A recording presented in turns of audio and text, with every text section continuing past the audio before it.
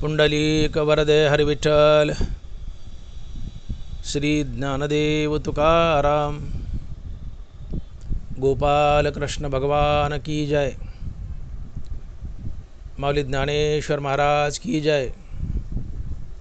जगद्गुरु तुकाराम महाराज की जय। देवा ऐके ही विनंती, मज नको रे हे मुक्ती,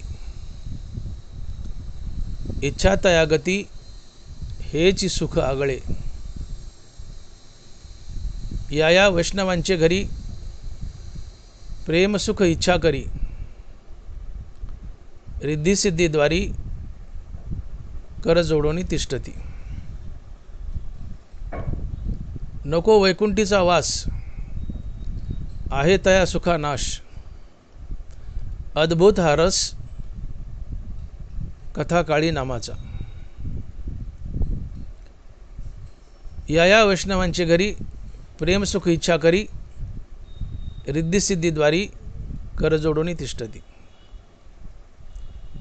तुझ्या नामाचा महिमा तुझं न कळे मेघश्यामा, तुका म्हणे आम्हा जन्म गोड याजसाठी। या वैष्णवांचे घरी प्रेम सुख इच्छा करी, रिद्धी सिद्धीद्वारी कर जोडोनी तिष्ठती। प्रस्तुत कीर्तनरूपी सेवेसाठी निवडलेला अभंग जगद्गुरु श्री संत तुकाराम महाराज यांचा 4 चरणाचा आणि मागणीपर प्रकरणातील अभंग आहे। तुकोबारा देवाला विनंती करतायत की देवा मला मुक्ती देऊ नको, देवा मला मुक्ती देऊ नको। अर्थात तुकोबारा इथे मुक्तीचा धिक्कार करतायत।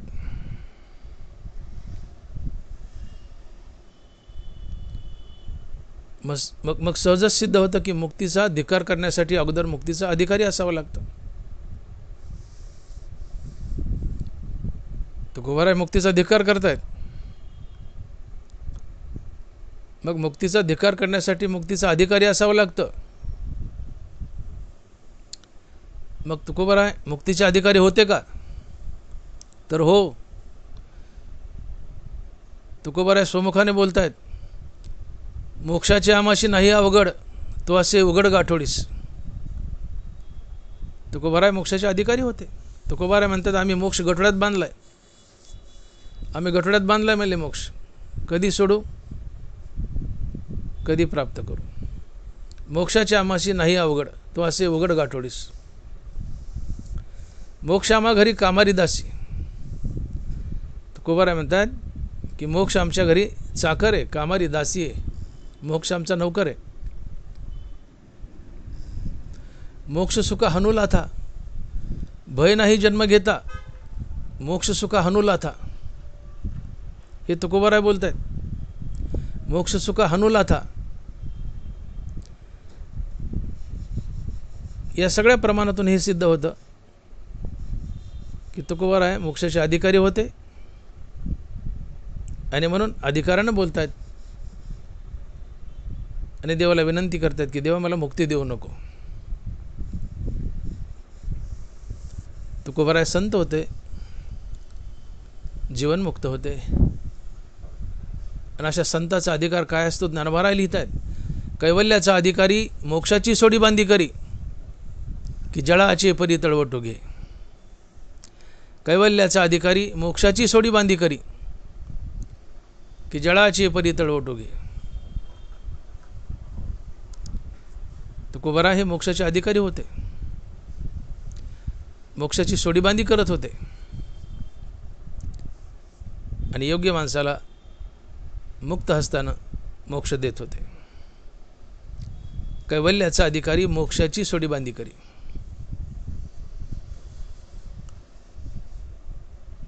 तुकोबारा महान कोटीतील संत, महान कोटीतील संत, ज्यांच्या घरी मोक्ष कामारी दासी होता, चाकर होता, ज्यांनी मोक्ष गठोड्यात बांधला होता, ज्यांनी मोक्ष गठोड्यात बांधला होता,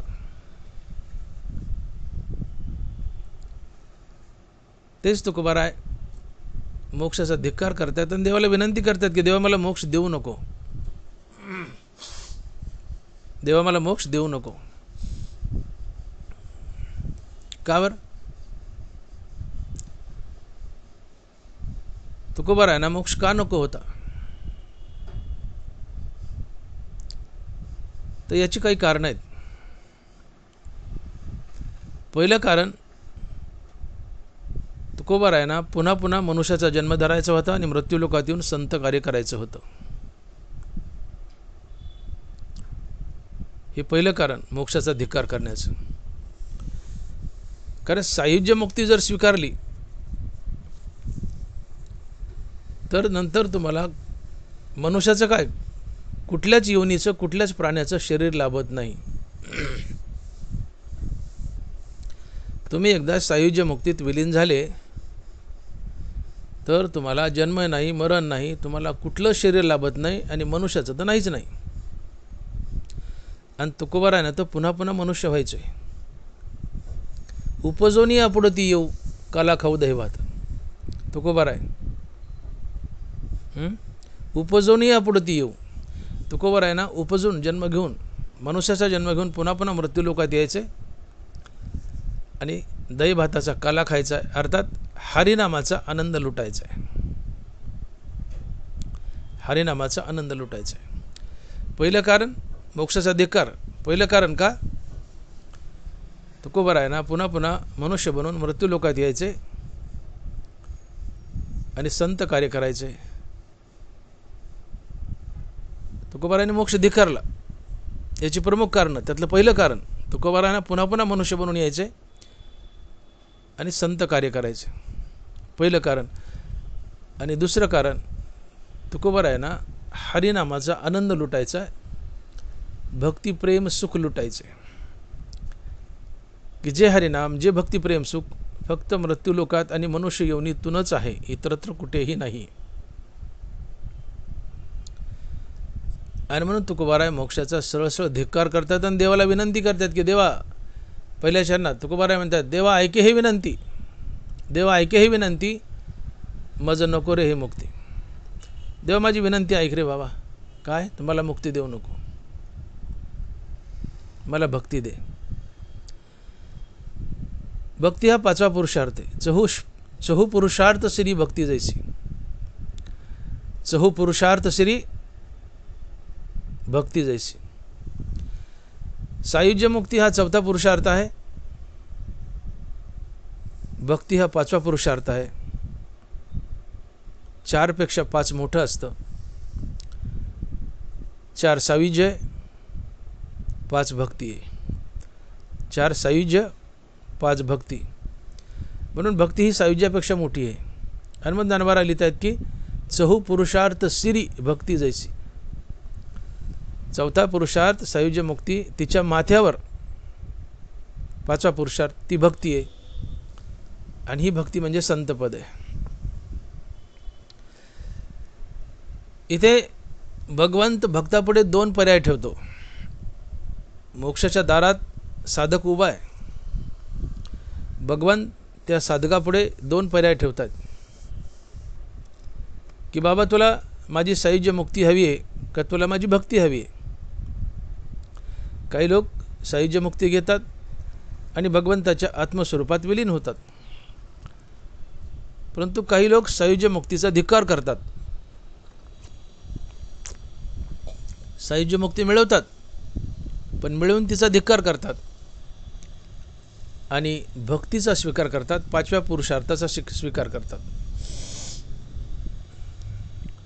दरबारा स्पष्ट लिहितात, तया माझ्या सायुज्याची चाड, तयाचे तेच पूर्वी मी कोड, का सेवा म्हणती तरी आड प्रेमस्वे. तया माझ्या सायुज्याची चाड, तरी त्याचे तेच पूर्वी मी कोड, का सेवा म्हणते तरी आड प्रेमस्वे. भगवान स्पष्ट विचारतात की तुला सायुज्य पाहिजे का प्रेम पाहिजे, अर्थात भक्ती पाहिजे. साधक म्हणला सायुज्य, त्याला चौथा पुरुषार्थ मुक्ती देऊन टाकतात, त्याला पुन्हा जन्म मरण नाही.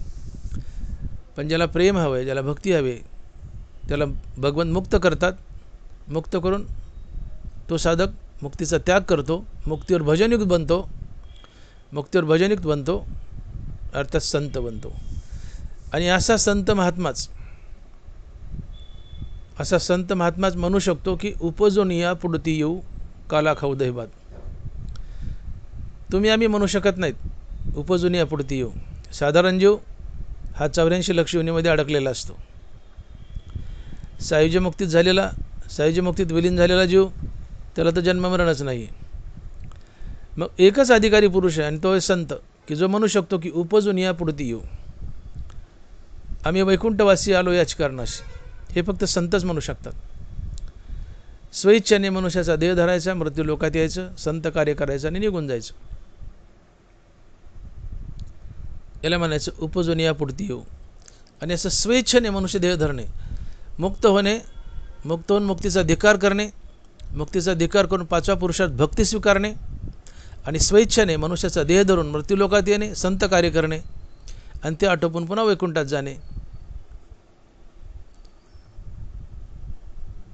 हे फक्त संतच करू शकतात किंवा संतच म्हणू शकतात. आणि म्हणून महाराज म्हणतात की उपजून या पुढती येऊ काला खाऊ दैवात. मग ज्यावेळेस साधक ही इच्छा दाखवतो भगवंतापुढे की देवा मला सायुज्य मुक्ती नको आहे, इथं भक्त मुक्त होतो, मुक्ती मिळवतो, पण मुक्ती मिळून त्या मुक्तीचा धिक्कार करतो. मुक्ती मिळवायची, मुक्ती मिळून तिचा त्याग करायचा. आणि मग धनवारा लिहितात की तया माझ्या सायुज्याची चाड, तरी त्याचे तेच पुरी मी कोड. सायुज्य हवे, त्याचे कोड पुरवतो, त्याला सायुज्य देऊन टाकतो. पण भक्त म्हणाला की मला सायुज्य नको. मग ज्ञानावरा पुढे लिहितात का सेवा म्हणते तरी आड प्रेम स्वे. तो साधक म्हणाला देवा मला तुझी सेवा हवी आहे. मग भगवंत त्याला प्रेम देतात, भक्ती देतात, 5वा पुरुषार्थ देतात. आपण पे विना एक ते तैसेची सुख साजूक, सप्रेमळा लागी देख ठेविले जतून. आपण पे म्हणजे मोक्ष, आपण पे विना एक ते तैसेची सुख साजूक, सप्रेमळा लागी देख ठेविले जतून. मोक्षापेक्षा वेगळं असं भक्तिसुख भगवंतानं राखून ठेवलं असतं, जतन केलं असतं. आणि हे प्रेमसुख भक्तिसुख भगवंत खास अशा प्रेमळ भक्तालाच देतो, कुणालाही देत नाही. देव मुक्ती देण्याच्या बाबतीत ढिला आहे थोडा, सहज देतो पात्र भक्तांना. परंतु प्रेम आणि भक्ती देण्यामध्ये देव जरा हात राखून असतो, देव थोडा हात आखडतो. कारण भक्ती प्रेम ही देवाची स्पेशल राखीव गोष्ट आहे. भक्तिप्रेमाची देव खिरापत वाटत नाही, ती स्पेशल राखीव भक्तांनाच देतो. आणि ती भक्ती ते प्रेम तुकोबाराय देवाकडून मागतायत. आणि म्हणून सायुज्य मुक्तीचा धिक्कार करायचा आहे. कारण सायुज्य मुक्ती जर स्वीकारली तर पुन्हा मनुष्याचा देह नाही, कुठलाच देह नाही. आणि तुकोबारायला तर मनुष्याचा देह धरायचा आहे, मृत्यू लोकात येऊन संत कार्य करायचे. मग सायुज्य मुक्ती स्वीकारली तर मनुष्य देहच नाही, तर मग मृत्यू लोकात कसं यावं, भक्तिप्रेम कसं लुटावं, संत कार्य कसं करावं, हे सगळं करता येत नाही. म्हणून देवा मला मुक्ती देऊ नको, मला भक्ती दे, प्रेम दे, अर्थात 5वा पुरुषार्थ दे, मला संत कर. मग काय होईल तर मी स्वेच्छेने संताचा अवतार धरेल, मृत्यू लोकात जाईल, संत कार्य करेल आणि तुझ्या नामाचा आनंद लुटेल आणि संत कार्यही करेल. यासाठी तुकोबारायांना भक्तिप्रेम हवंय, मनुष्याचं शरीर हवंय. आणि हे तेव्हाच मिळतं किंवा शक्य होतं ज्यावेळेस तुम्ही सायुज्याचा धिक्कार करता आणि 5वा पुरुषार्थ भक्ती स्वीकारता. आणि म्हणून तुकोबाराय इथे मुक्तीचा धिक्कार करतायत आणि देवाला म्हणतात की देवा ऐके ही विनंती, मज नको रे हे मुक्ती. देवा ऐके ही विनंती, मज नको रे हे मुक्ती. आणि म्हणून देवाच्या प्रत्येक अवतारात तुकोबाराय संत म्हणून आलेत. महाराज स्वमुखाने म्हणतात की देवाचे अवतार तुका त्याचे बरोबर, देवाचे अवतार तुका त्याचे बरोबर. भगवान विष्णूच्या प्रत्येक अवतारात तुकाराम महाराज संत म्हणून आलेत. भगवंताच्या नरसिंह अवतारात तुकाराम महाराज प्रल्हाद होते. सत्ययुगात. नंतर त्रेतायुगात भगवंताच्या राम अवतारात तुकाराम महाराज अंगद होते. नंतर द्वापार युगात भगवंताच्या कृष्ण अवतारात तुकाराम महाराज उद्धव होते. आणि भगवंताच्या पांडुरंग अवतारात तुकाराम महाराज नामदेव महाराज आहेत. आणि हेच तुकाराम महाराज 16व्या शतकात स्वतंत्र तुकाराम महाराज म्हणून आले.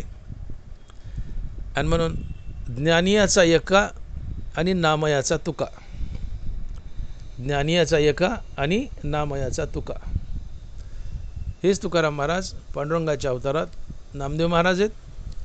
16व्या शतकात स्वतंत्र तुकाराम महाराज म्हणून आले. ही तुकोबारायाची अवतार परंपरा आहे. देवाचे अवतार तुका त्याच्या बरोबर.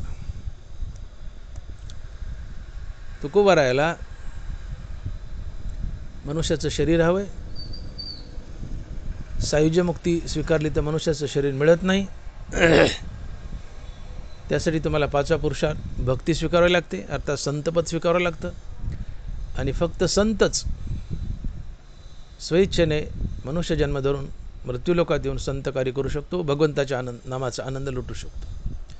भगवंताच्या नामाचा आनंद लुटू शकतो. कारण भगवंताचं नाम आहेच तसं गोड. किती गोड आहे. नामदेव महाराज म्हणतात, सांडोनी सुखाचा वाटा, मुक्ती मागे तो करंटा, कार्य न घ्यावा जन्म आणि प्रेमे लुटावे नाम. मुक्ती मागे तो करंटा. मुक्त होऊन करायचं काय? तुम्ही मुक्त झाले, देव झाले. मुक्त झाल्या मनुष्य देव होतो. पण तुम्हाला मनुष्याचं शरीर नाही. माणसाने देव होण्यापेक्षा नेहमी भक्त व्हावं. माणसाने देव होण्यापेक्षा नेहमी भक्त व्हावं. नको ब्रह्मज्ञान आत्मस्थिती भाव, नको ब्रह्मज्ञान आत्मस्थिती भाव, मी भक्त तू देव ऐसे करी. यात मजा आहे, यात मजा आहे. नको ब्रह्मज्ञान आत्मस्थिती भाव, मी भक्त तू देव ऐसे करी.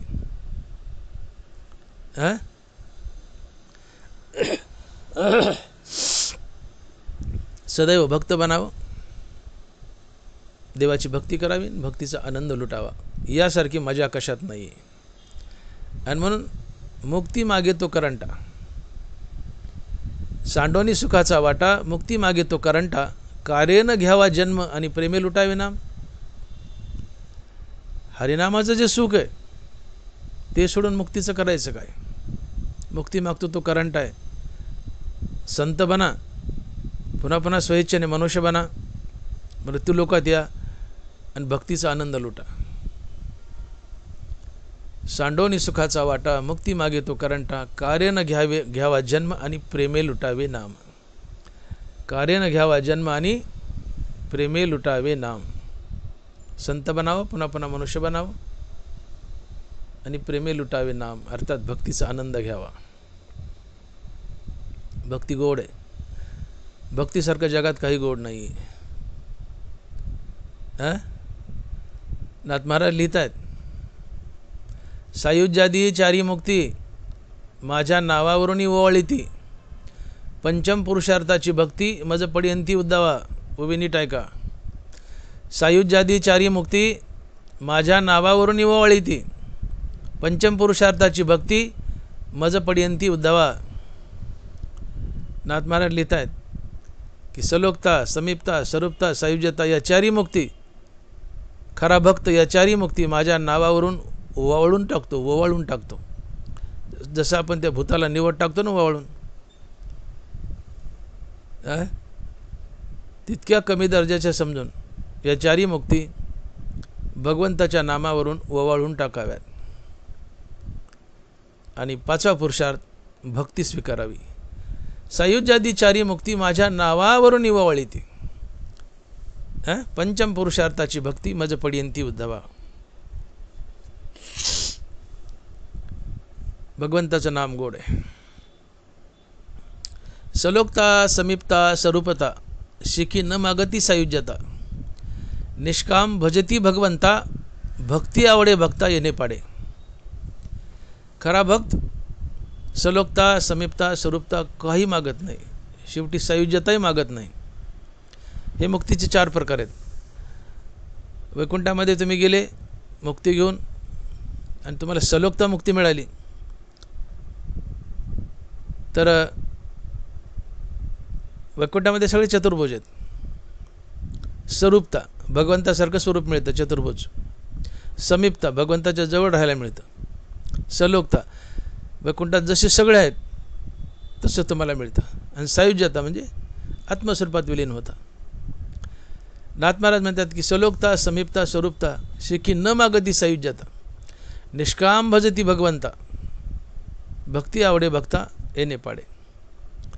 भक्ताला कुठलीच मुक्ती आवडत नाही, त्याला एकच आवडतं, काय? भगवंताचं निष्काम भजन. जय जय राम कृष्ण हरी.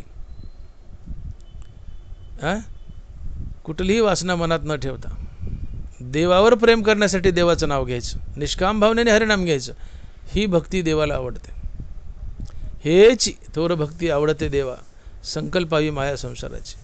संसाराचं सगळं प्रेम काढायचं आणि देवाला द्यायचं, जगाच्या देवासाठी, जगाच्या देवाच्या नावासाठी. ही थोर भक्ती देवाला आवडते. या भक्तीने आपण आनंदी होतो आणि देवही आनंदी होतो. आणि म्हणून देव संताचा वेडा असतो.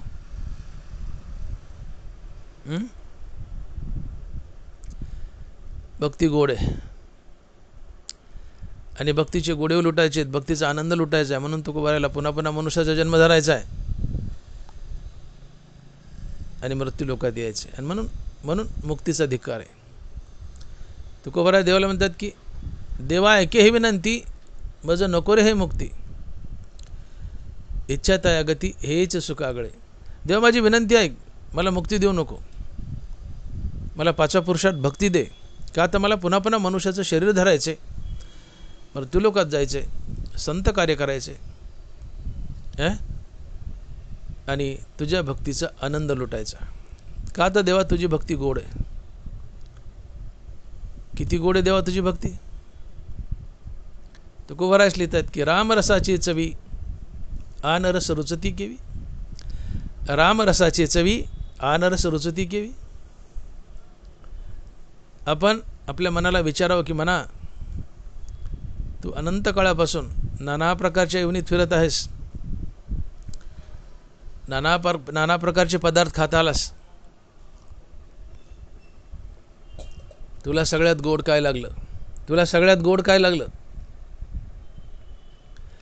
आमच्या मनानं आम्हाला म्हणावं की मला मनुष्यवनीतील रामनाम सगळ्यात गोड लागलं. मनुष्यवनीतील रामनाम सगळ्यात गोड लागलं. रामरसाचे चवी आनरस रुचती केवी. रामरसासारखा चवदार रस कुठलाच नाही, ना आमरस ना सुधारस. सगळ्यात गोड आहे तो रामरस अर्थात भक्तिरस. आणि भक्तिरस तुकोबारायांना खायचा आहे, हा रामरस तुकोबारायांना खायचा आहे. म्हणून तुकोबारायला मृत्यू लोकात यायचे आणि म्हणून मुक्ती नको आहे. भक्ती प्रेम सुख नेनवे अनिका, पंडित ज्ञानिया वाचकासी. आत्मनीस जरी झाले जीवनमुक्त, तरी भक्ती सुख दुर्लभ त्या. तुका म्हणे कृपा करील नारायण, तरीच हे वर्म पडे ठाया. तुका म्हणे कृपा करील नारायण, तरीच हे वर्म पडे ठाया. भक्तिसुख मिळण्यासाठी, 5व्या पुरुषात मिळण्यासाठी नारायणाची कृपाच व्हावी लागते. तुका म्हणे कृपा करील नारायण, तरीच हे वर्म पडे ठाया. तुम्हाला भक्ती हवी ना 5व्या पुरुषात, त्याला नारायणाची कृपाच व्हावी लागते. भक्तिप्रेम सुख नेनेवे अनिका, पंडित वाचका ज्ञानी असे. तुम्ही ज्ञानी आहेत, तुम्हाला सायुज्य मुक्ती मिळेल, भक्ती मिळणार नाही. भक्तीसाठी नारायणाची कृपाच व्हावी लागते. आत्मने जरी झाले जीवनमुक्त, परी भक्ती सुख दुर्लभ त्या. अनेक लोक मुक्त झाले, पण त्यांना भक्तीचा आनंद लुटता आला नाही. सायुज्यात गेले, मुक्त झाले. जे 5व्या पुरुषात स्वीकारतात संतपद, त्यांना भक्तीचा आनंद लुटता येतो.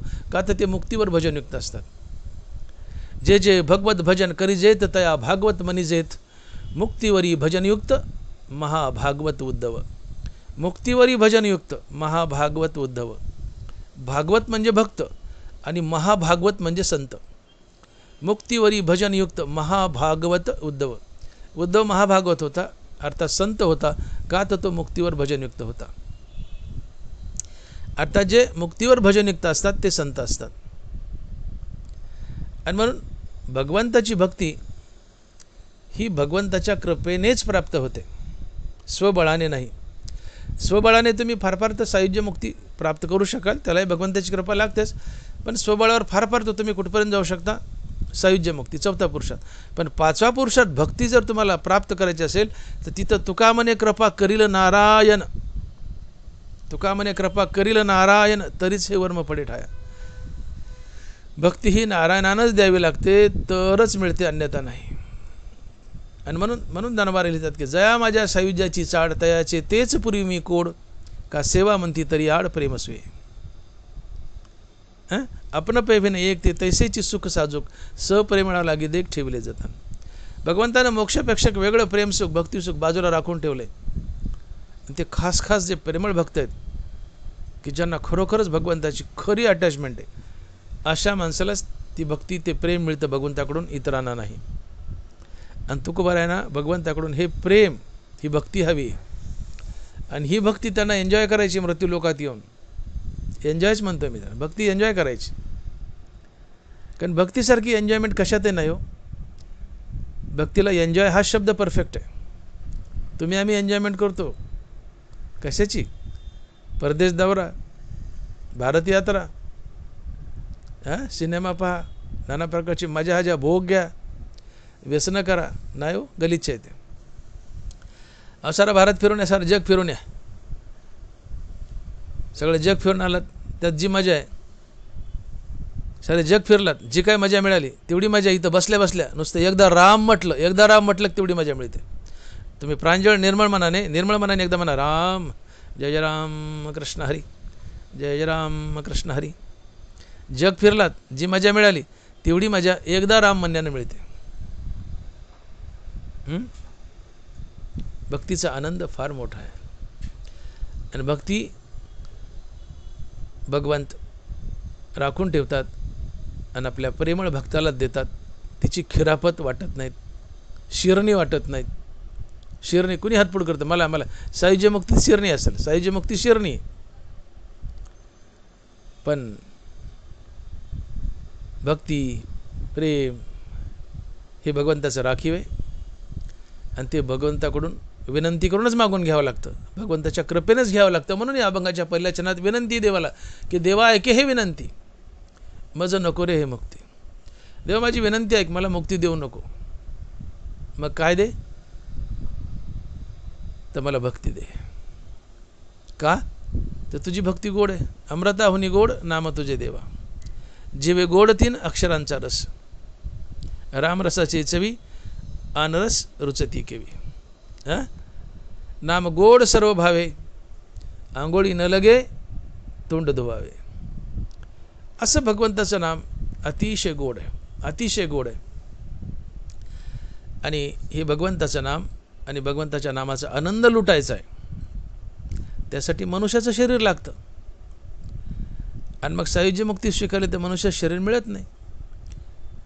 आणि मग 5वा पुरुषार्थ भक्ती स्वीकारली तरच मनुष्याचं शरीर मिळतं. कारण 5वा पुरुषार्थ ज्याला मिळाला आहे तो संत असतो. 5वा पुरुषार्थ ज्याला मिळाला आहे तो संत असतो. आणि फक्त संतच म्हणू शकतो की उपजून यापुढती येऊ काला खाऊ दे भात. ज्याला 5वा पुरुषार्थ मिळाला आहे भगवंताच्या कृपेने, अर्थात ज्याला भक्ती मिळाली, तो संत असतो. आणि फक्त संतच स्वइच्छेने मनुष्याचं शरीर धारण करून पुन्हा पुन्हा मृत्यू लोकात येऊ शकतो, भगवंताच्या नामाचा आनंद लुटू शकतो आणि स्वइच्छाने परत वैकुंठाला जाऊ शकतो. म्हणून महाराज म्हणतात की आम्ही वैकुंठवासी आलो याच कारणाशी, बोलिले जे ऋषी साच भावे वर्तावया. आणि तुकोबाराला हे सगळं करायचं आहे, पुन्हा पुन्हा मनुष्याचं रूप धारण करून मृत्यू लोकातून भक्तीचा आनंद लुटायचा आहे. आणि म्हणून देवाकडे विनंती की देवा मला मुक्ती देऊ नको, मला भक्ती दे. आणि ही भक्ती मृत्यूलोकात आहे, पण प्रामुख्यानं कुठं आहे ही भक्ती मृत्यूलोकात आहे, पण प्रामुख्यानं कुठं आहे? हे अभंगाच्या दुसऱ्या चरणात महाराज लिहित आहेत की या वैष्णवांच्या घरी प्रेमसुख इच्छा करी, या वैष्णवांच्या घरी प्रेमसुख इच्छा करी, रिद्धिसिद्धीद्वारी कर जोडून तिष्ठती. मृत्यूलोकात भक्ती आहे, प्रेम आहे, हरिनाम आहे, पण कुठं? या वैष्णवांचे घरी. वैष्णव म्हणजे संत, वैष्णव म्हणजे संत.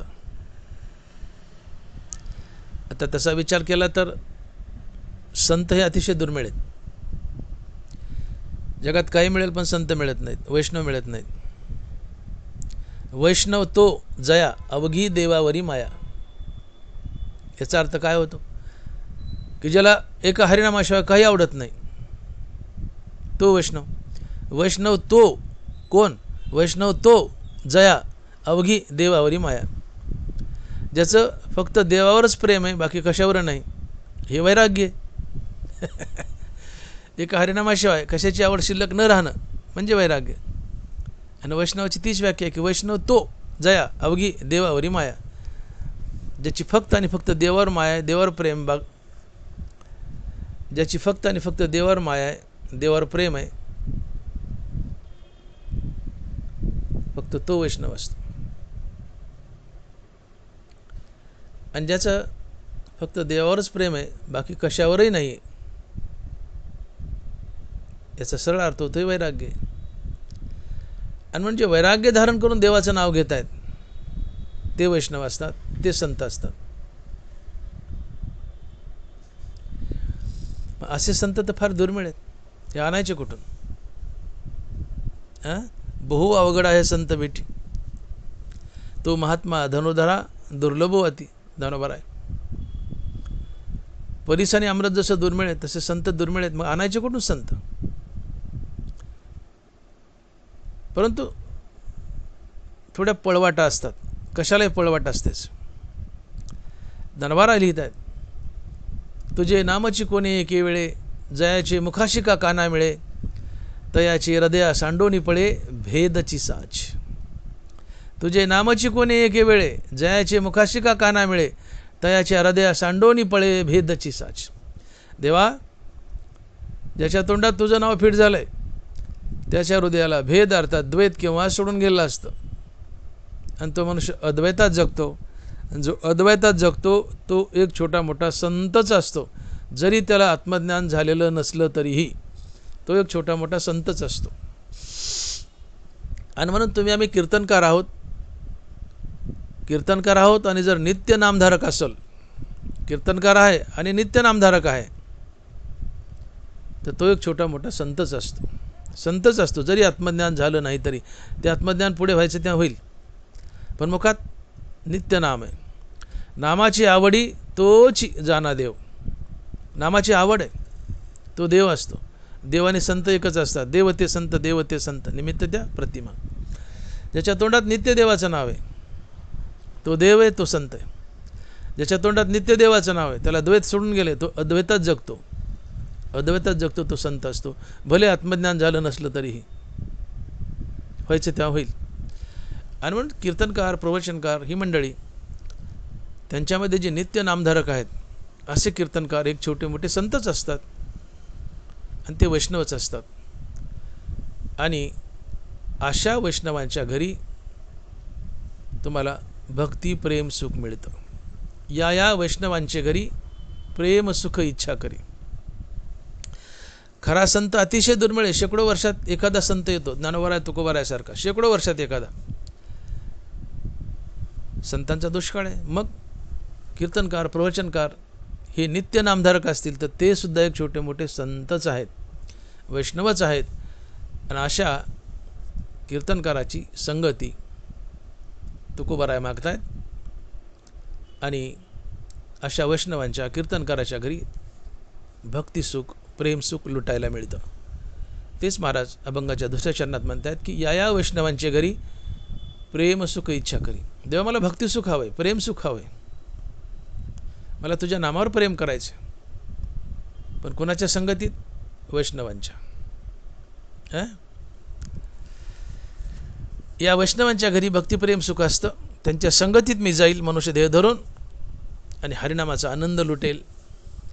आणि अशा वैष्णवांच्या दारात रिद्धिसिद्धी हात जोडून तिष्ठत उभे असतात.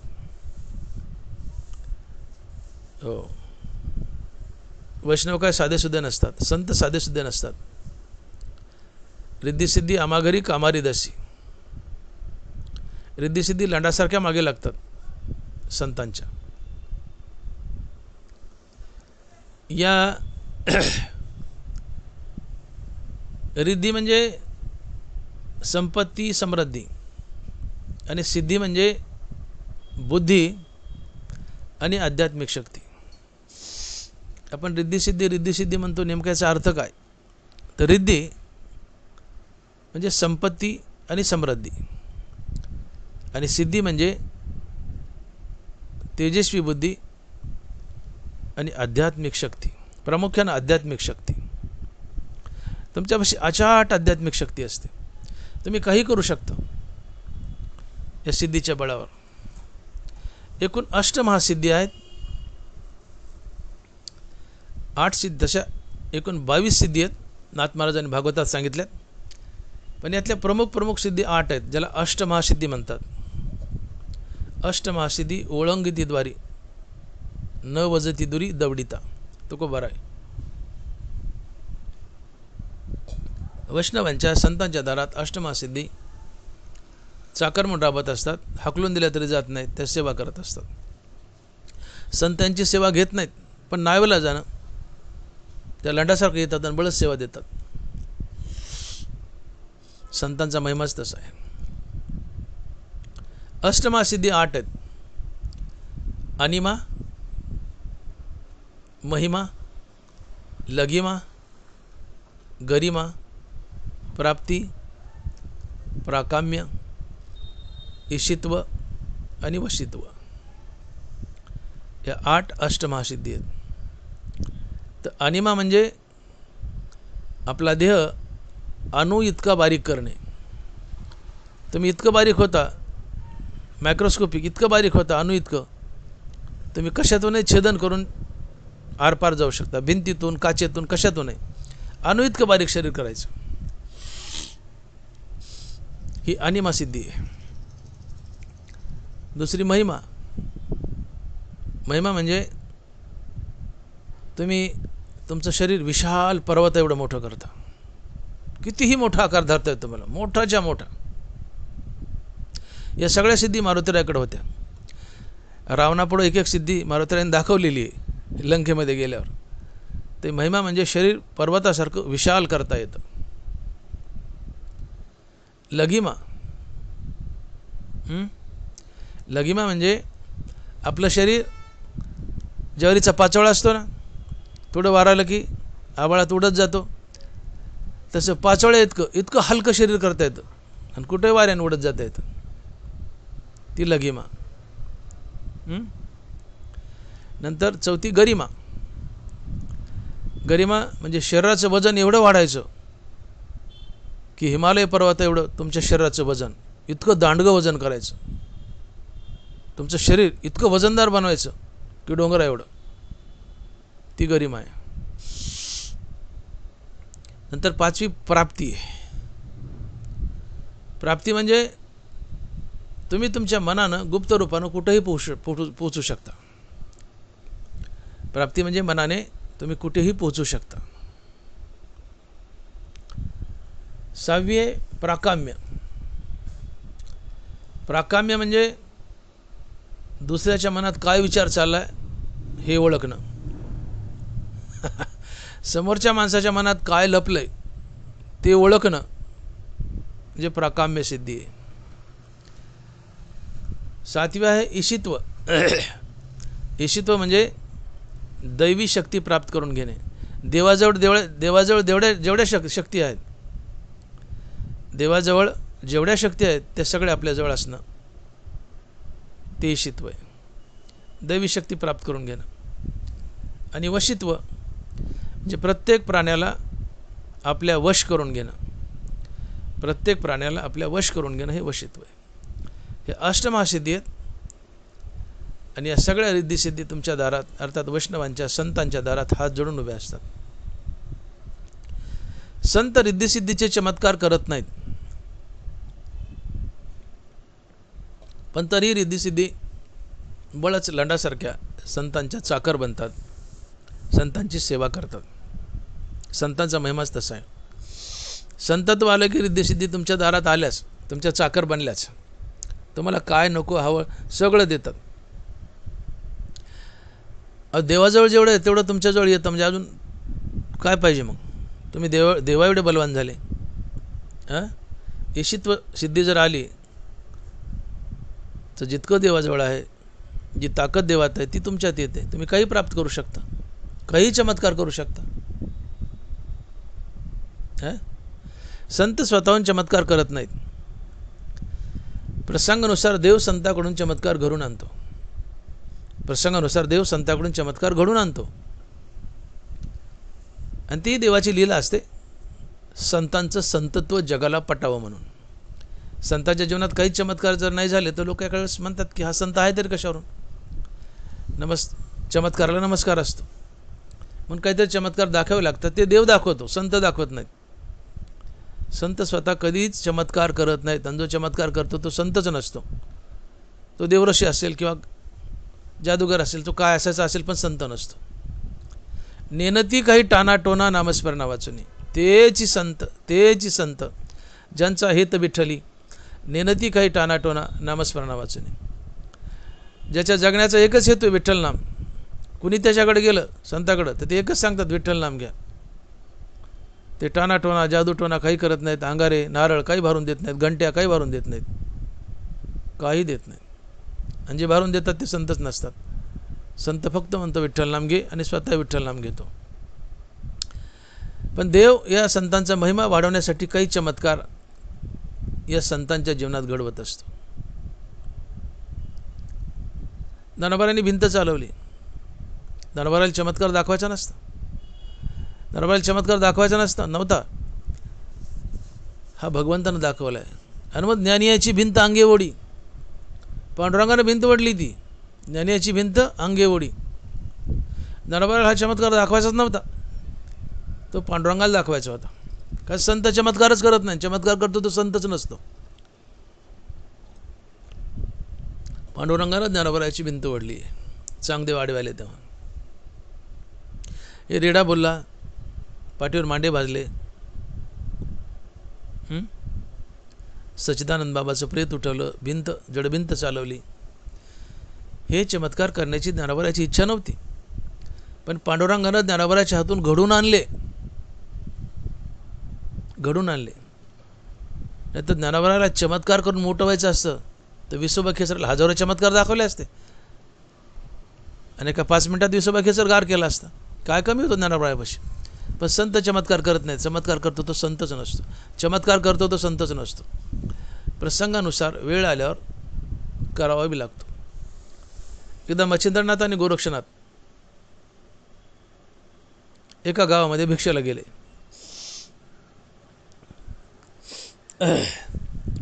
मच्छिंद्रनाथ म्हणाले, गोरक्ष बस इथं, मी भिक्षा आणतो. गोरक्ष म्हणाले, ठीक आहे गुरुवर जा. मच्छिंद्रनाथ गेलेत आणि 10-5 घराच्या भोवताली फिरले. अलख निरंजन भिक्षान देही, ठोकली आरोळी. कुणीच आलं नाही घराच्या बाहेर. कुणी आलं तर बघून माघारी गेलं. 10-15 घरं पिकले. 10-15 घरं फिरले. मच्छिंद्रनाथाला कोणी भिक्षात दिली नाही. मच्छिंद्रनाथ माघारी गेले आणि गोरक्षाला म्हणले, गोरक्षा 10-15 घरं फिरलो रे, मला भिक्षात दिली नाही कोणी. गोरक्ष हसले, म्हणले असं झालं गुरुवर, बसा म्हणले. गोरक्षनाथ थोडे चतुर होते, म्हणले लकडीशिवाय मकडी ठेपायला येत नाही, तुम्ही बसा म्हणले गुरुवर, मी जातो. गोरक्षनाथाने 10-12 घर फिरले, पण त्यांनाही कोणी भिक्षा दिली नाही. गोरक्षनाथ म्हणले बरं असं आहे वय. तर बाजूला एक मनुष्य त्या घेऱ्यावर सूत कातीत होता. पोळ्याला बैलाला ते मोरके कारले सूत कातीत आहेत ना, तसं बारीक सूत कातीत होता, आपल्या शिवायचा दोरा असतो तसं सूत कातीत होता गेऱ्यावर. त्याच्या हातात बंडल होतं ते कातलेलं सुताचं. गोरक्षनाथानं घेतलं हिसकावून, मला आण इकडं. ते घेतलं बंडल आणि त्या दोऱ्याचं बंडल सर्र करून वर फेकलं आभाळात. 100 फूट वर गेलं. बारीक दोरा टेलरचा कपडे शिवायचा, 100 फूट दोरा वर गेला. त्या दोऱ्याला धरलं, भर भर भर भर भर वर चढले आणि त्या दोऱ्याच्या शेंड्यावर जाऊन बसले. 100 फूट दोरा वर फेकलाय, आभाळात गेलाय. तो दोरा तसाच उभा आहे. त्या दोऱ्याला धरलंय, 100 फूट वर गेलेत आणि त्या दोऱ्याच्या शेंड्यावर जाऊन बसले. सगळं गाव जमा झालं. 25 पोते ज्वारी जमा झाली. 25 पोते. ज्या गोरक्षनाथाला 10-12 घरं फिरून एक भाकरीचा तुकडाही मिळाला नाही, काहीच अन्न मिळालं नाही, त्या गोरक्षनाथाला 25 पोते ज्वारी जमा झाली. कधी? त्या दोऱ्याच्या शेंड्यावर बसल्यावर. चमत्काराला नमस्कार असतो. नावेला जाणं, हे रिद्धिसिद्धीचे चमत्कार करावे लागतात. संत स्वतःहून कधीच चमत्कार करत नाही. चमत्कार करतो तो संतच नसतो. मी पुन्हा पुन्हा बोललोय, चमत्कार करतो तो संतच नसतो. संतांचा एकच हेत फक्त, ज्यांचा हेत विठ्ठली. विठ्ठलाशिवाय बोलायचंच नाही. विठ्ठलासाठी जगायचं, विठ्ठलासाठी मरायचं. आणि मग संतांच्या जीवनात ज्या घडामोडी होतात, चमत्कार होतात, ते विठ्ठल करतो या संतांचा महिमा वाढवण्यासाठी. पण संत करत नाहीत. संत चमत्कार करतच नाहीत. नेनती काही टानाटोना, नो नॉट ॲट ऑल. नेनती काही टानाटोना, नामस्मरणापासून फक्त नाम, जय राम कृष्ण हरी, बस एवढंच. बाकी टानाटोना काही नाही. पण तरी रिद्धिसिद्धी लंडासारखे येतात त्यांच्या दारात, हात जोडून उभे असतात. असे वैष्णव असतात. देवा मला अशा वैष्णवांची संगती दे. वैष्णव तो असतो की ज्याची सगळी माया देवावर आहे, संसारावर नाही. मला मृत्यूलोकात गेल्यावर अशा वैष्णवाची संगती लाभू दे. त्यांच्या संगतीमध्ये मी तुझ्या नामाचा आनंद लुटील. अर्थात तुकोबराने तर संत संगती मागितली आहे. या वैष्णवांच्या घरी प्रेम सुख इच्छा करी. देवा माझी इच्छा आहे काय, मला मोक्ष नको, मला मोक्ष नको, मग मला भक्ती दे. मला मुक्ती नको, 5व्या पुरुषात भक्ती दे. का तर मी मनुष्य म्हणून पुन्हा पुन्हा मृत्यूलोकात जाईल आणि वैष्णवात अर्थात संत समागमात राहील आणि तुझ्या नामाचा आनंद लुटेल, भक्तिप्रेम लुटेल. आणि म्हणून मुक्तीचा अधिकार आहे. हनुमान महाराज म्हणतात की देव ऐके हे विनंती, बज नको रे हे मुक्ती, इच्छा तया गती हेच सुख आगळे. या वैष्णवांच्या घरी प्रेमसुख इच्छा करी, रिद्धिसिद्धीद्वारी कर जोडणी तिष्ठती. पुढे तुकोबाराय म्हणतात भगवंताला की तुकोबाराय हे भगवंता. तुकोबाराय भगवंताला म्हणतात की हे भगवंता,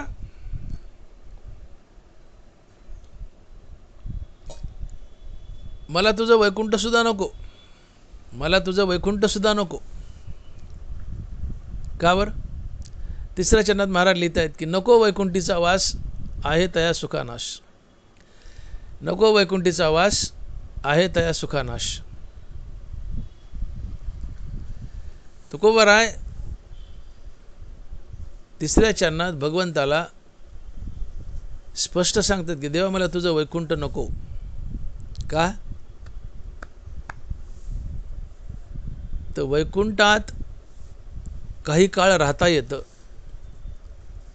आणि ज्या पुण्याच्या बळावर आम्ही वैकुंठात गेलो ते पुण्य भोगून झालं की पुन्हा मृत्यूलोकात जावं लागतं. म्हणून सायुज्य मुक्तीची एक अशी मुक्ती आहे की जी परमनंट आहे. ती मिळवल्यावर तुम्ही भगवंताच्या आत्मस्वरूपात विलीन होता, कायमचे मुक्त होता सायुज्य मुक्तीमुळे. पण सलोकता, समीपता, स्वरूपता या तिन्ही मुक्ती पुनर्जन्माला कारणीभूत आहेत. ज्या पुण्याच्या बळावर तुम्ही वैकुंठात गेले ते पुण्य भोगून झालं की मृत्यूलोकात जावं लागतं. जसं ज्या पुण्याच्या बळावर इंद्र झाले ते पुण्य भोगून झालं की पुन्हा मृत्यूलोकात जाऊन किडामुंगी बनावं लागतं. तया पुण्याची पावटी सरे, सवेची इंद्रपणाची उटी उतरे आणि येऊ लागती माघारे मृत्यूलोक. ज्या पुण्याच्या बळावर तुम्ही स्वर्गात गेले, इंद्र झाले, अमर देवता झाले, पुण्य क्षीण झालं, भोगून झालं की मृत्यूलोकात यावं लागतं. 84 लक्ष योनी फिरावे लागतात. तोच प्रकार वैकुंठात आहे. नको वैकुंठीचा वास, आहे तया सुखानाश. देवा मला वैकुंठाचा वास नको, मला वैकुंठ देऊ नको. का? तर वैकुंठातल्या सुखाला नाश आहे. ज्या पुण्याच्या बळावर मी वैकुंठात आलो, ते पुण्य बघून संपलं की मला पुन्हा मृत्यूलोकात जावं लागेल, जन्म मरणाच्या फेऱ्यात अडकावं लागेल. म्हणून मला तुझा वैकुंठही नको. वैकुंठात किती दिवस राहता येतं? ज्ञानोबा सांगतात, चिरंजीव कल्प वैकुंठी नांदे. चिरंजीव कल्प वैकुंठी नांदे. कल्प म्हणजे काय? चौकडी सहस्र जाय.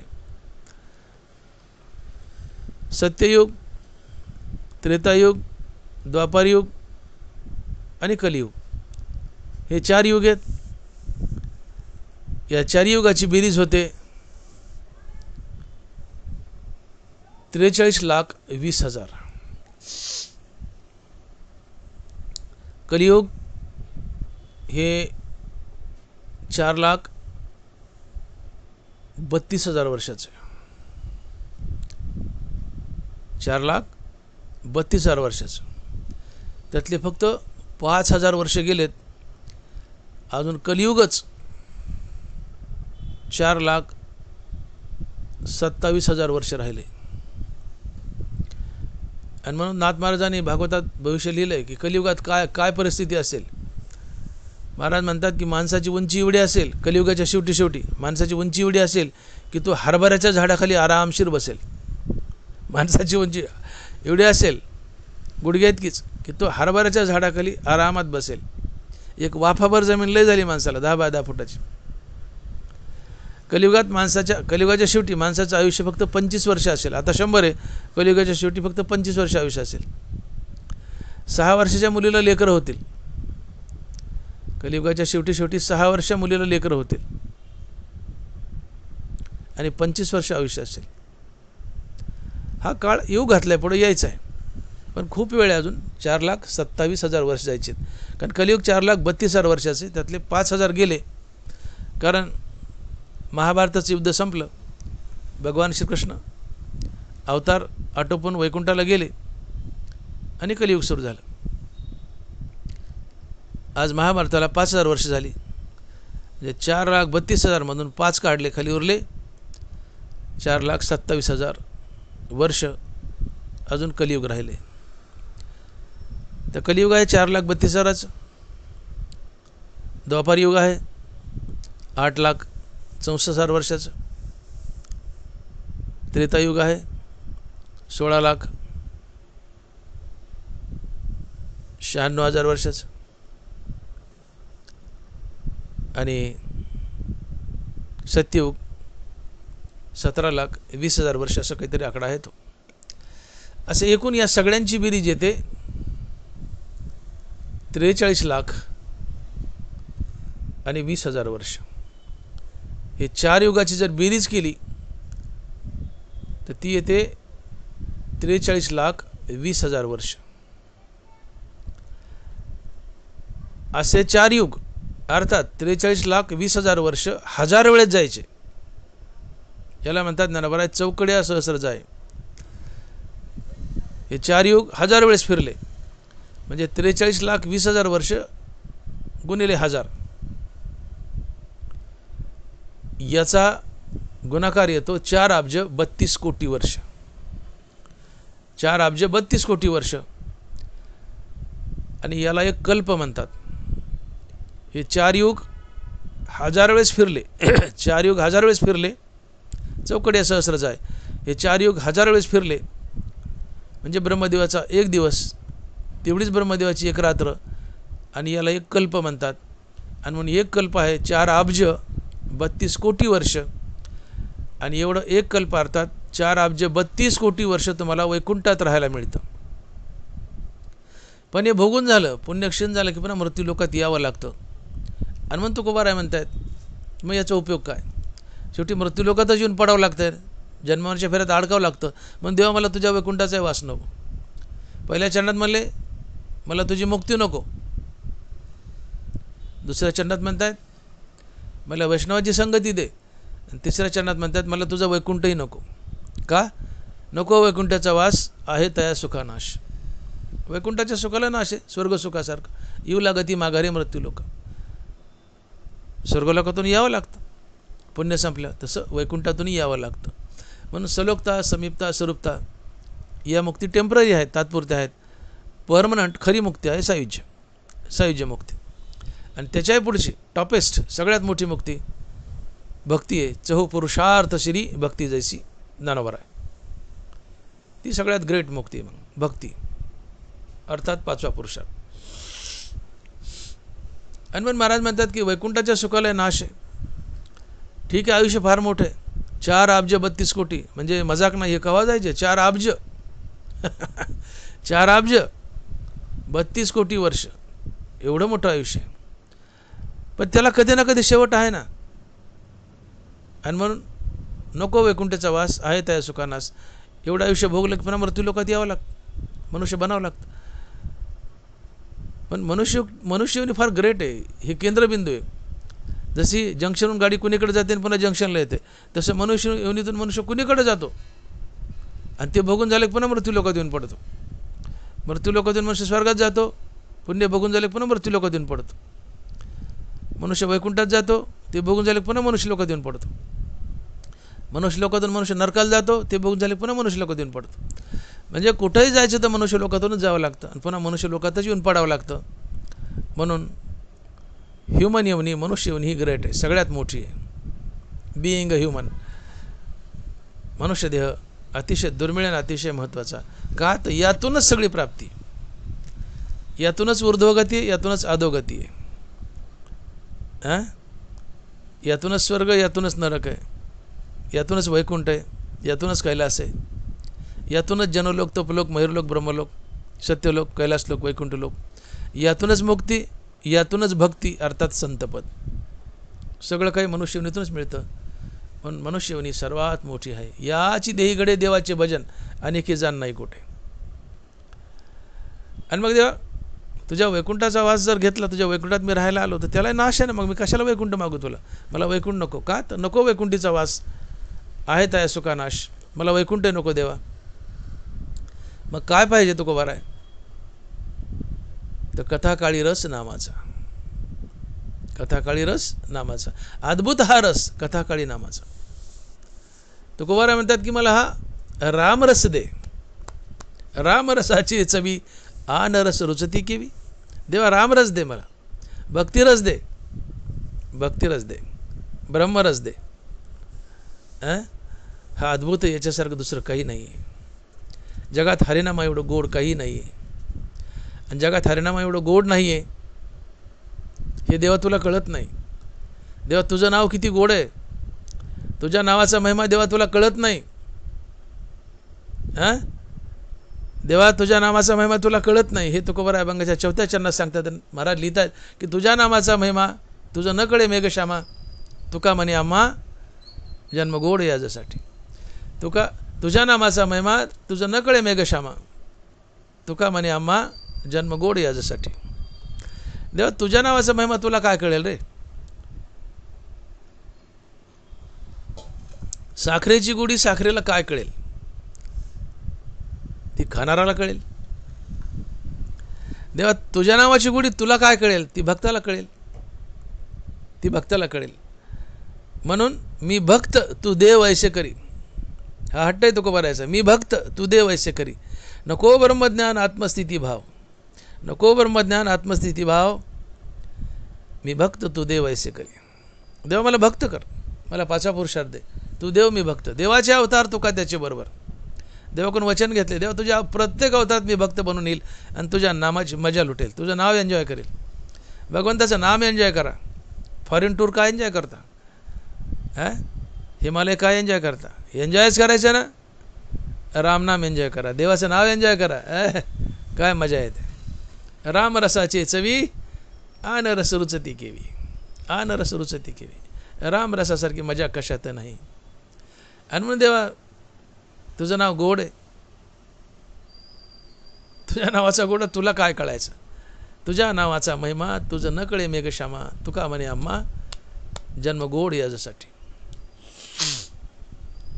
देवा मला मुक्ती नको, मला भक्त कर, 5वा पुरुषार्थ दे, मी पुन्हा पुन्हा मनुष्य म्हणून मृत्यूलोकात जाईल, तुझ्या नामाचा आनंद लुटेल, तुझं नाव गोड आहे देवा, तुझ्या नामाचा महिमा तुला कळायचं नाही, तो आम्हा भक्ताला कळतो. आम्हा देवाच्या नामाचा महिमा किती मोठा आहे. एकदा एक मनुष्य मरण पावला,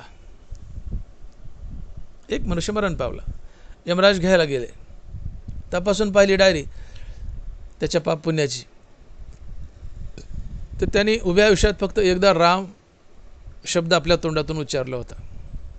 आयुष्यात एकदाच राम म्हटला होता. तर यमराजाला पंचायत पडली. अशी केस कधीच हँडल करायला मिळाली नाही. कधी कधी आम्ही डॉक्टर आहेत, आमच्याकडे काही अवघड पेशंट आले, कधीच न पाहिलेले, तर आम्ही पंचायतीत पडतो. एखादा अननोन डिसीज आहे, कधी पाण्यातला नाही आहे, पुस्तकात वाचण्यात नाही आहे, आणि नवीनच फाइंडिंग सापडल्यात, आम्ही बुचकळ्यात पडतो की याचं काय डायग्नोसिस करावं, याला काय ट्रीटमेंट द्यावी, अडचण येते. तसं यमराजासाठी हा नवीनच डिसीज होता. कुणी 10 वेळेस महिनाभर, सालभर, 2 साल नाम घेतं, कुणी 1000 घेतं, 500 घेतं, चालतंय, पण एकदाच राम नाम घेतलं, ही पहिली केस होती. यमराजाला प्रश्न पडला की एकदाच राम म्हटलं, याला काय गती द्यावं, नरकात घालावं, तर एकदा होत नाही, पण राम म्हटलाय, पण एकदा राम म्हटल्यावर नरक टाळता येतो का? यमराजाला प्रश्न पडला, त्याचं उत्तर माहीत नव्हतं. यमराजाने ते प्रेत उचललं आणि सरळ ब्रह्मदेवाकडे गेले. यमराजाने ते प्रेत उचललं आणि ब्रह्मदेवाकडे गेले, आणि सगळा किस्सा ब्रह्मदेवाला सांगितला. म्हणले देवा, यांनी एकदाच राम म्हटले, एकदा राम म्हटल्याचं फळ काय असतं, मी याला काय गती देऊ, मला काही कळा ना, तुम्ही सांगा बरं. ब्रह्मदेव म्हणाले, यमराज मलाही माहीत नाही याचं उत्तर, मलाही माहीत नाही. म्हणले एकदा राम म्हटल्याचं फळ काय असते. मग यमराज म्हणतात, ब्रह्मदेव व्हायचे खांदेकरी, उचला याला, चला म्हणले महादेवाकडे. ब्रह्मदेव झाले खांदेकरी, उचललं, गेले महादेवाकडे. महादेवापुढं प्रेत टेकवलं आणि सगळा वृत्तांत सांगितलं. म्हणले देवा, असं असं झालंय. म्हणले देवा, असंच झालंय, यांनी आयुष्यात एकदाच राम नाम घेतलंय, याला काय गती देवा मला कळा नाही, सांगा तरी. म्हणले एकदा राम म्हटल्याचं फळ काय? महादेव म्हणले मलाही माहीत नाही भाऊ, एकदा राम म्हटल्याचं फळ काय मला माहीत नाही. मग 10 वेळेस घेतलं तरी माणूस म्हणाल हे द्या ते द्या, पण एकदाच राम म्हटलाय, एकदा राम म्हटल्याचं फळ मलाही माहीत नाही म्हणले. मग यमराज म्हणतात, व्हायचे खांदेकरी. महादेव खांदेकरी झाले, तिघांनी खांदा दिला. यमराज, ब्रह्मदेव आणि महादेव उचललं प्रेत, गेले विष्णूकडे. भगवान विष्णूपुढं प्रेत टेकवलं. प्रेत टेकवलं की ते मडं उठलं आणि नीट भगवान विष्णूच्या मांडीवर जाऊन बसलं, डायरेक्ट मांडीवर बसलं भगवान विष्णूच्या. मग यमराजाने हा वृत्तांत सांगायला सुरुवात केली. म्हणजे देवा, या माणसाने आयुष्यात एकदाच रामनाम घेतलं, याला काय गती देऊ, एकदा राम म्हटल्याचं फळ काय असते. भगवान विष्णू विनोदाने म्हणले मलाही माहीत नाही बाकी, एकदा राम म्हटलं, भले माझंच नाव आहे राम, पण एकदा राम म्हटल्याचं काय फळ आहे मलाही माहीत नाही म्हणले. भगवान विष्णू म्हणतात यमराजाला की एकदा राम म्हटलाय, पण एकदा राम म्हटल्याचं फळ काय मलाही माहीत नाही म्हटले. पण एक मात्र निश्चित सांगतो, एकदा राम म्हटल्याचं फळ मलाही माहीत नाही. देव म्हणतात एकदा राम म्हटल्याचं फळ मलाही माहीत नाही, पण एक मात्र निश्चित सांगतो की ज्या अर्थी उठलाय माझ्या मांडीवर येऊन बसलाय आणि तुम्हा तिघाला याचं खांदेकरी बनावं लागलंय, याच्यावरून ओळखून घ्या की एकदा राम म्हटल्याचं फळ काय आहे. तर माणसाने एकदा राम म्हटलं तर यमराज, ब्रह्मदेव आणि महादेव या तिघांना त्या माड्याचं खांदेकरी बनावं लागलं. एकदाच राम म्हटलाय, या तिघांना खांदेकरी बनावं लागलं, आणि त्याला बसायला भगवान विष्णूची मांडी मिळाली. यावरून तुकोबारा देवाला विनोदाने म्हणतात की तुझ्या नामाचा महिमा तुझं न कळे मेघश्यामा, तुका म्हणे आम्हा जन्म गोड यासाठी. तुझ्या नामाचा महिमा तुझं न कळे मेघश्यामा, तुका म्हणे आम्हा जन्म गोड यासाठी. देवा, तुझ्या नावाचा महिमा तुला काय कळेल. माणूस एकदा राम म्हटलाय तर काय बक्षीस मिळाले. यमराज, ब्रह्मदेव आणि महादेव खांदेकरी झालेत, एकदा राम म्हटलाय, फायदा काय. यमराज, ब्रह्मदेव, महादेव खांदेकरी झालेत आणि भगवान विष्णूची मांडी बसायला मिळाली. एकदा राम म्हटलं एवढं मिळतं. मग तुम्ही सातत्यानं राम म्हटलं काय मिळणार नाही. देवा, यामुळे मला मृत्यूलोक हवा आहे, यामुळे मला मनुष्य जन्म हवा आहे. तुझ्या नामाचा महिमा तुला काय कळेल देवा. एकदा राम म्हटलं तर काय काय मिळालं, तुझी मांडी मिळाली. या तिघांना त्या मड्याचं खांदेकरी व्हावं लागले. एकदा राम म्हटलं एवढं, एकदा राम म्हटलं एवढं, मग मी सतत राम म्हणेल, सतत राम म्हणेल. आणि राम फक्त मृत्यूलोकात आहे. देव मला काय काय मिळणार नाही. देव तुझं नाम गोड आहे, तुझ्या नामाचा महिमा तुला कळणार नाही. साखरेचा महिमा खाणाराला, साखरेला कळत नाही. देवा तुझ्या नामाचा महिमा आम्हाला कळतो भक्ताला, तुला कळत नाही. आणि म्हणून तुझ्या नामाचा महिमा तुझं न कळे मेघश्यामा, तू का म्हणे आम्हा जन्म गोड याच्यासाठी. देवाचं नाव गोड आहे. देवाचं नाव देवापेक्षाही मोठं आहे, देवापेक्षाही मोठं आहे. नामानी नामी यांच्यात अभेद असतो, पण तरीसुद्धा देवाचं नाव देवापेक्षाही मोठं आहे, देवापेक्षाही मोठं आहे. सेतुबंधनाचं काम चाललंय. राम अवतारात सेतुबंधनाचं काम चाललंय. नळनीळ नावाचे वानर, त्यांना शाप होता एक ऋषीचा, त्यांच्या हातानं दगड धरायचे. त्यांनी दगड उचलायचा, एकावर रा लिहायचं, एकावर म लिहायचं आणि दगड टाकायचा. ते राम एकावर रा एकावर म, ते दोन दगड येऊन एकमेकाला चिटकायचे. त्यांना शाप होता, दगड तरंगायचे त्यांच्या हाताने. पण त्या दगडावर राम लिहिल्यावर एकावर रा लिहायचं, एकावर म लिहायचं आणि ते दगड आपाप येऊन त्याचं राम बनायचं आणि दगड तरंगायचे. देवाच्या रामनामानं समुद्राच्या पाण्यावर दगड तरंगू लागली आणि त्याचा सेतू बनला. देवाला वाटलं प्रभू रामचंद्राला माझ्या नावाने दगड तरायलेत, माझ्या हाताने तरतेत का नाही हे तरी बघावं म्हणले. एक दिवशी सकाळी सकाळी समुद्राच्या काठावर गेले देव. आजूबाजूला पाहिलं कोणी नव्हतं. देवाने सुरुवात केली, दगड घेतला आणि पाण्यात टाकला, ते बुडाला. पण तरी देवाला डाऊट आला, कोणी पाहिलं काय म्हणून. भोवताली पाहतायत अजून, मागं पाहिलं तर मारुतीराव उभे. देव दचकले, रामचंद्र दचकले. अरे म्हणले मारुती तू कधी आला. म्हणले देवा दगड बुडाला तेव्हाच आलो. मारुतीरावने चिमटा काढला, म्हणले देवा दगड बुडाला तेव्हाच आलो. मोठी गंमत असते की मनुष्य रस्त्याने पळतो, एखादं पोरगं वगैरे, ते पोरगं जर जमिनीवर आपटलं ते उठल्या उठल्या भोवताली बघतं आपल्याला कोणी पाहिलंय का, किती लागले पुन्हा बघतं. पण आधी पाहतं आपल्याला कोणी पाहिलं का, का कोणी पाहिलं तर अपमान होतं. हे पडलं रे, हे पडलं रे, चिडवतात. ते पोरगं आधी बघतं आपल्याला कोणी पाहिलंय का, आणि मग किती लागलं हे पुन्हा बघतं. तसं प्रभूने रामचंद्राने आधी बघितलं आपल्याला कोणी पाहिलं का, दगड तर बुडालाय.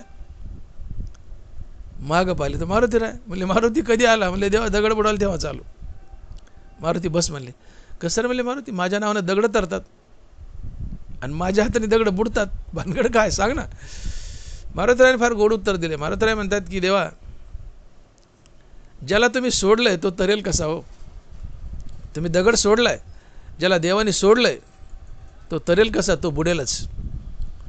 आणि म्हणून तुमच्या हाताने दगड बुडतात. तुम्ही सोडल्यामुळं तुम्ही ज्याला धराल ते तरेल, ज्याला सोडले ते बुडणारच. आणि म्हणून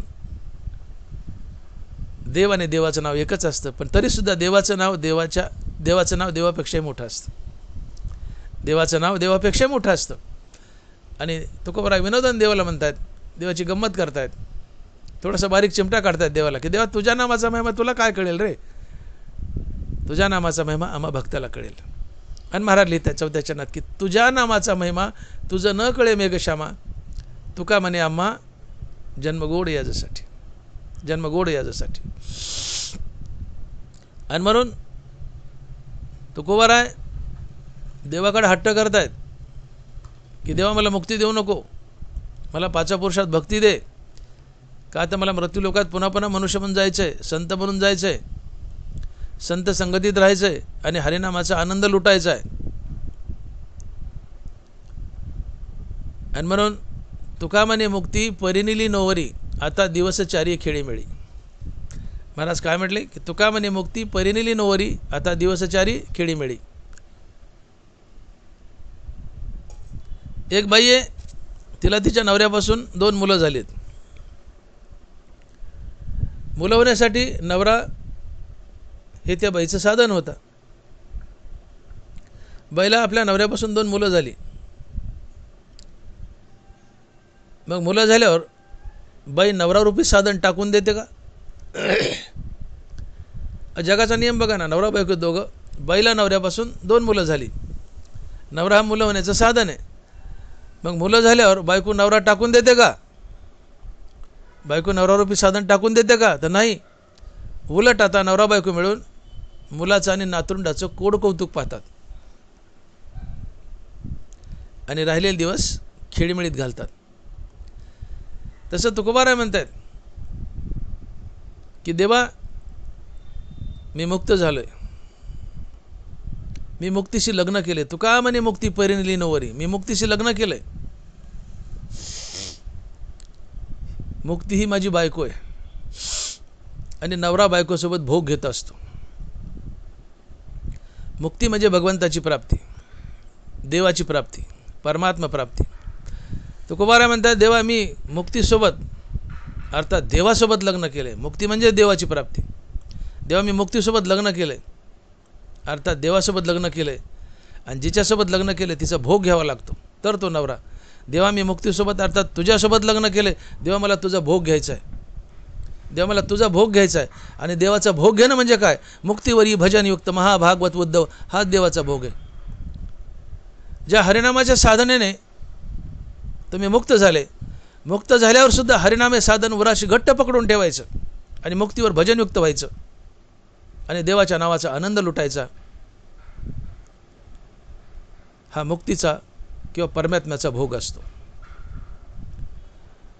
तुम्ही शेतामध्ये गहू पेरले, एकरभर गहू आहेत, 10 पोते गहू झाले, आणले घरी, थप्पी लावली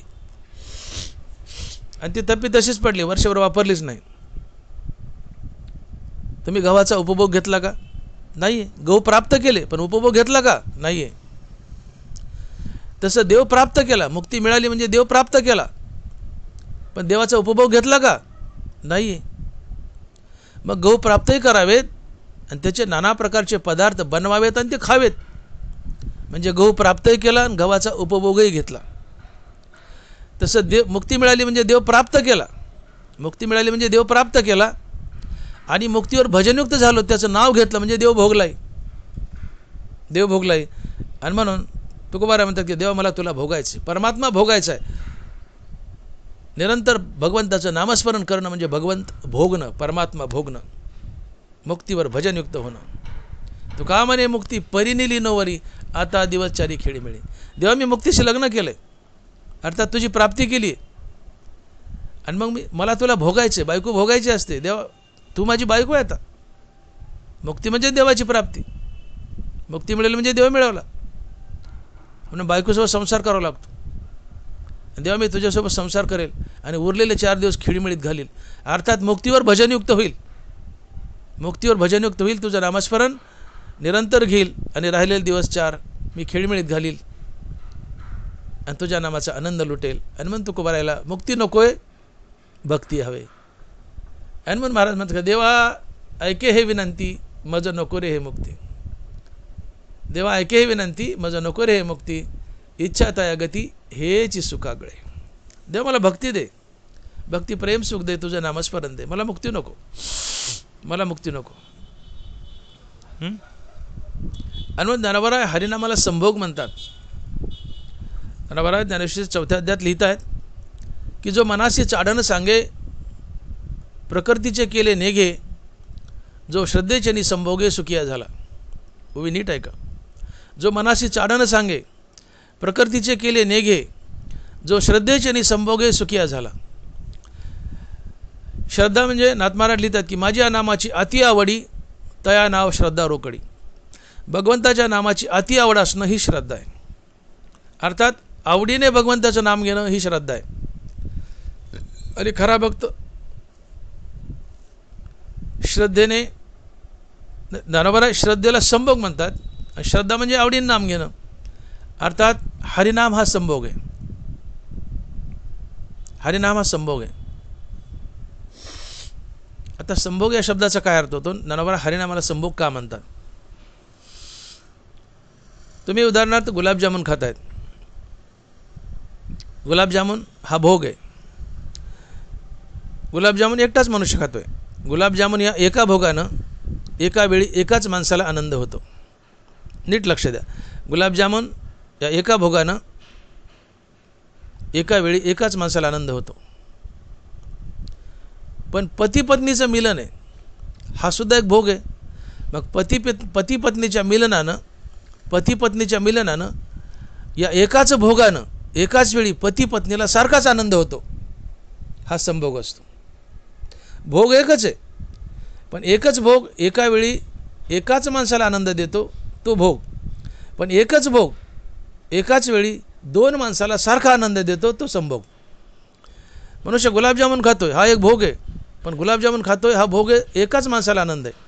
पण पती पत्नीचं मिलन आहे, हा एक भोग एकाच वेळी दोघाही नवरा बायकोला सारखाच आनंद देतो, हा संभोग आहे. तसं हरिनाम संभोग आहे. ज्ञानोबा म्हणतात की श्रद्धेचेनी संभोगी सुखिया झाला. हरिनाम संभोग आहे. जसं पती पत्नीचं मिलन एकाच भोगाने पती पत्नी दोघालाही सारखाच आनंद दिला म्हणून तो संभोग, तसं हरिनामाने एकाच वेळी भक्त आणि भगवंत या दोघालाही सारखाच आनंद दिला म्हणून हरिनाम संभोग आहे. जो मनासी चाडण सांगे प्रकृतीचे केले नेघे, जो श्रद्धेचेनी संभोगे सुखिया झाला. तात्पर्य, हरिनाम घेतल्यानंतर जितका आनंद संतांना होतो तितकाच आनंद देवाला होतो. आणि म्हणून हरिनाम हा एक भोग आहे, पण हरिनामरूपी एका भोगापासून एकाच वेळी संत आणि भगवंत या दोघाला सारखा आनंद होतो म्हणून हरिनाम संभोग आहे. श्रद्धेचेनी संभोगे सुखिया झाला. आणि म्हणून तुकोबाराय म्हणतात की देवा, हरिनाम घेऊन मला तर आनंद लुटायचाच, पण तितकंच आनंदित तुला करायचं आहे, तितकंच आनंदित तुला करायचं आहे. आणि म्हणून देव लंडासारखा संतांच्या मागोपुढं फिरत असतो. लंडासारखा का? तर संत निरंतर नामधारक असतात, निरंतर नामधारक असतात. आणि संत हरिनाम घेतल्यानंतर स्वतः जितके आनंदी होतात तितकंच आनंदी देवाला करतात. का? तर हरिनाम हा संभोग आहे. हरिनाम हा संभोग आहे. हरिनाम घेतल्याने जितका आनंद संतांना तितकाच आनंद पांडुरंगाला. हरिनाम हा एकच भोग आहे, पण हरिनामरूपी एका भोगापासून एकाच वेळी संतांना जेवढा आनंद तितका देवाला आनंद. आणि म्हणून हरिनाम संभोग आहे. श्रद्धेच्यानी संभोगी सुखिया झाला. देवा, मनुष्य बनून यायचे पुन्हा पुन्हा, मुक्ती नको, मनुष्य बनून पुन्हा पुन्हा यायचंय. आणि आल्यानंतर हरिनाम घेऊन मला तर आनंदी व्हायचेच, पण तितकंच आनंदी देवा तुला करायचंय. हा तुकोबारायचा देवावर उपकार आहे. ते ऋण वैपन देखोनी अंगी, आपल्याची उत्तीर्णत्वा लागी, भक्ताचे तनुत्यागी परिचर्या करी, दिवाळखोर नारायण यावरी बहुताचे ऋण. हा तुकोबारायचा उपकार आहे देवावर. देवा, मी मुक्तीवर भजनयुक्त होईल, मुक्त झाल्यावर हरिनाम घेत राहील, आणि हरिनामाने जितका आनंद मला होईल तितका आनंद तुला होईल. हा तुकोबारायचा देवावर उपकार आहे. आणि मग थोर प्रेमाचा भुकेला हाची दुष्काळ तयाला. देवाला भूक लागते. तुम्हा आम्हाला भूक लागली की आम्ही भाकर खातो, पण देवाला भूक लागली की देव हरिनाम खातो. देवाला कशाची भूक आहे? थोर प्रेमाचा भुकेला. थोर प्रेम काय? भक्तिप्रेम. भक्तीची भूक आहे, हरिनामाची भूक आहे. तुम्हा आम्हाला भूक लागली, आम्ही भाकरी शोधतो, भाकरी खातो. देवाला भूक लागली, देव संत शोधतो आणि हरिनाम खातो. का संत शोधतो? तर संत निरंतर हरिनाम घेतात. तुम्ही आम्ही निरंतर हरिनाम घेत नाहीत म्हणून देव आमच्याजवळ राहत नाही. संत निरंतर हरिनाम घेतात म्हणून संताच्या मागे देव लंडासारखा फिरतो. लंडासारखा फिरतो. कबीरा मन निर्मल भयो जैसे गंगा नीर, पीछे पीछे हरी फिरे कहत कबीर कबीर. नामयाच्या मागे हिंडे की शिराज, लागावया रज चरणीचे. या संतांच्या मागे लंडासारखा देव फिरतो. त्यांच्या पायाची धूळ माझ्या अंगाला लागावी, त्यांच्या पायाची धूळ घेतो आणि आपल्या मस्तकाला लावतो आणि आपलं भाग्य घडवतो. हां, देवाच्या पायधुळीने जगाचं भाग्य घडतं, पण देव संताचा वेड आहे. देव म्हणतो संताच्या पायधुळीने मी माझं भाग्य घडवतो. मी लक्ष्मी डावलून केली परोती, तोडून कौस्तुभ घेतला हाती, मग वक्षस्थळाची वाकडी ओढविली चरणराजा. ते अजूनही पावलाची मुद्रा हृदय आहे सुभद्रा, आपल्या दैव समुद्रा जतने लागे, आपल्या दैव समुद्रा जतने लागे. देव संताच्या पायधुळीने आपलं भाग्य घडवतो. हा संतांचा महिमा आहे. आणि म्हणून तुकोबाराय म्हणतात की देवा, मला माझी विनंती देवा, तुला हात जोडून विनंती, मला मुक्ती देऊ नको, मला मुक्ती देऊ नको. का? तर मुक्त झालो, सायुज्यात विलीन झालो, तर देवा मला पुन्हा शरीर मिळणार नाही, कुठलंच शरीर मिळणार नाही, आणि मनुष्याचं तर नाहीच नाही. आणि मग मला तर तुझ्या नामाचा आनंद लुटायचा आहे, आणि तुझ्या नावाचा आनंद लुटायचा आहे, तर त्यासाठी शरीर हवं आहे, आणि ते मनुष्याचं हवं आहे. आणि मग देवा मला सायुजी मुक्ती दे, मी सायुजी मुक्ती स्वीकारतो, पण मिळवून तिचा धिक्कार करतो, तिला गठोड्यात बांधून ठेवतो, मिळवतो आणि तिचा धिक्कार करतो. आणि पाचवा पुरुषार्थ भक्ती स्वीकारतो. आणि जो भक्ती स्वीकारतो तो संत असतो, आणि संतच म्हणू शकतो की उपजून यापुढती येऊ काला खाऊ दैवात. देवा मग मी संत झालो, चौथा पुरुषार्थ धिक्कारलाय, पाचवा पुरुषार्थ स्वीकारलाय, अर्थात मी संत झालो. आणि मग मी स्वइच्छेने मृत्यूलोकात जाईल, मनुष्य म्हणून जाईल, संत बनून जाईल, संत कार्य करेल, आणि देवा तुझ्या नावाचा आनंद लुटेल. आणि हा तुझ्या नावाचा आनंद लुटायचा आहे, म्हणून मला शरीर हवं आहे. आणि मी जर साहिबजी स्वीकारला तर मला शरीर मिळणार नाही, म्हणून मला मुक्ती नको, मला भक्ती दे. आणि मग ही भक्ती एन्जॉय करण्यासाठी मी मृत्यूलोकात गेलो तर कोणाच्या घरी जाईल? वैष्णवांच्या, संतांच्या. का संत हे नामधारक असतात, सातत्यानं नाम घेतात. मी त्यांच्यात मिसळेल, संत समागमात मी सातत्यानं नाम घेईल, मी आनंदी होईल. देवा मला वैकुंठही नको तुझा, का तर वैकुंठाच्या सुखाला नाश आहे, येऊ लागती माघारे मृत्यू लोका, म्हणून मला वैकुंठही नको. मला संतपद हवं आहे, का तर संतपद मला मिळालं की स्वेच्छेने मृत्यू लोकात जाईल, तुझ्या नावाचे गोडवे गाईल, मी आनंदी होईल, तुला आनंदी करेल. आणि म्हणून देवा तुझं नाव एवढं गोड आहे की तुझ्या नावाचा महिमा तुला काय कळेल. देवा साखर किती गोड आहे हे साखरेला कळत नाही, ते खाणाराला कळतं.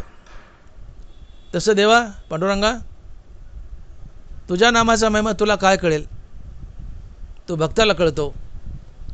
आणि म्हणून तुकोबाराय विनोदाने म्हणतायत की तुझ्या नामाचा महिमा तुझं न कळे मेघश्यामा, तुका म्हणे आम्हा जन्म गोड याजसाठी. विठोबाय रखुमाई, जय जय विठोबाय रखुमाई, विठोबाय रखुमाई, जय जय विठोबाय रखुमाई, विठोबाय रखुमाई. याच्यामध्ये आपण अभंगाचा भावार्थ पाहिलाय. 2 शब्दात धावता सारांश. देवा ऐके विनंती, मज नको रे हे मुक्ती, इच्छा तया गती हेची सुख आगळे. या वैष्णवांच्या घरी प्रेम सुख इच्छा करी, रिद्धी सिद्धीद्वारी कर जोडणी तिष्ठती. नको वैकुंठीचा वास, आहे तया सुखानाश, अद्भुत हा रस कथाकाळी नामाचा. तुझ्या नामाचा महिमा तुझं न कळे मेघश्यामा, तुका म्हणे आम्हा जन्म गोड याजसाठी. तुकोबराय पांडुरंगाकडून विनंती करून संतपद अर्थात भक्ती मागतायत, मुक्ती मागत नाहीत. मुक्ती मागितली अर्थात चौथा पुरुषार्थ मागितला तर भगवंताच्या आत्मस्वरूपात मनुष्य विलीन होतो, परंतु पुन्हा त्याला मनुष्य शरीर मिळत नाही. मग तुकोबारायला तर पुन्हा मनुष्य शरीर हवं आहे, कारण मनुष्य शरीराशिवाय हरिभक्ती नाही. मग मनुष्य शरीराशिवाय हरिभक्ती नाही तर तुम्ही सध्या मनुष्य रूपात आहात ना. तुकोबाराय पांडुरंगाच्या पाय पडतायत की मला मुक्ती नको, भक्ती दे. का तर भक्ती घेतली तर पुन्हा मनुष्य होता येतं आणि हरिनाम लुटता येतं. मग बाबानो मृत्यूलोकातील माणसानो सध्या तुम्ही मनुष्य आहात ना. तुकोबाराय पांडुरंगाला पाय पडून मनुष्य देह मागतायत हरिनामाचा आनंद लुटायसाठी. अरे तुम्ही सध्या मनुष्य रूपात आहात ना, लुटाना भक्तीचा आनंद, घ्या ना हरिनाम आणि व्हा ना मुक्तीवर भजनयुक्त, मिळवना पाचा पुरुषात भक्तीन, व्हा ना संत, आणि म्हणा ना उपजून या पुढती येऊ काला खाऊ दैभात. का संधी दवडता? आणि मग शाने व्हा, भक्तीला लागा, भक्तीला लागा. सायुजी मुक्ती नकोच आम्हाला, आम्हाला पाचवा पुरुषात भक्ती हवे, चहुपुरुषार्थ श्री भक्ती जैसी. तुकोबाराय हे देवाकडे विनंती करतात की देवा मला मुक्ती नको. देवा ऐके ही विनंती, माझं नको रे हे मुक्ती.